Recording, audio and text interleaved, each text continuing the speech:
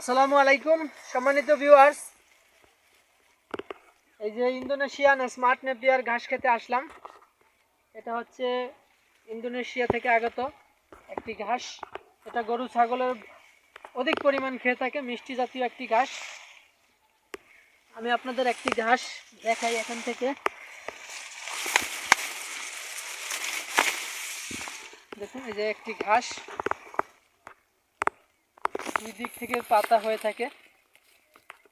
তো এরকম এক একটি সোপে যদি আপনি প্রথমবার লাগান তাইলে 40 থেকে 50টা এরকম একটা ঘাস হবে, একটা সোপা হবে আর কি। এরকম 40 থেকে 50টা যদি হয়, আপনার কত বড় সোপাটা হয় দেখুন। এরকম একটা সোপা হবে, 40-50টা ঘাস থাকবে একটা সোপায়। তো এই জন্য কিন্তু আপনার জমিতে পর্যাপ্ত পরিমাণ রোদ পড়া লাগবে। ছায়াযুক্ত জমিতে ফলন হয় কিন্তু একটু কম হয়, তো সেই বিষয়টাও খেয়াল রাখবেন। জমিতে পর্যাপ্ত পরিমাণ রোদ পড়লে এবং সেচ এবং সার দিলে এরকম ফলন পাবেন। এরকম একটা প্রথমবার লাগালেই 40-50টা ঘাস হবে। আর এই গাছটার কোনো বীজই হয় না, এটা মূলত কাটিং রোপণ করতে হয়। এই দেখুন, নিচ থেকে কিন্তু আমাদের এই ছোট্ট গাছটা একটা এরকম একটা কাটিং পাবেন। তো এই এরকম নরম গাছটা আমি দেখাই, হাত দিয়ে ভাঙা যায়। অন্যান্য গাছ আপনি হাত দিয়ে ভাঙতে পারবেন না, শক্ত হয়ে থাকে। এই গাছটা খুবই নরম আর কি, হাত দিয়ে ভাঙা যায়, খুব সহজেই ভাঙা যায়,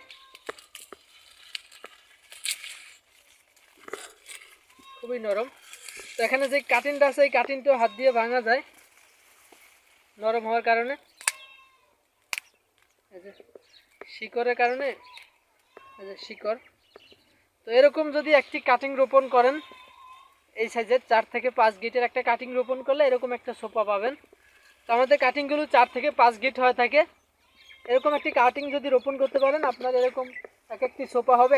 1% 150টি করে কাটিং রোপণ করতে হয়। তো এরকম যদি পরিপক্ক মানের কাটিং সংগ্রহ করতে চান, স্ক্রিনে দেওয়া নাম্বারে আমাদের সাথে যোগাযোগ করলে আপনারা এই ঘাসের কাটিংগুলো সংগ্রহ করতে পারবেন সারা বাংলাদেশের যে কোনো জায়গা থেকে।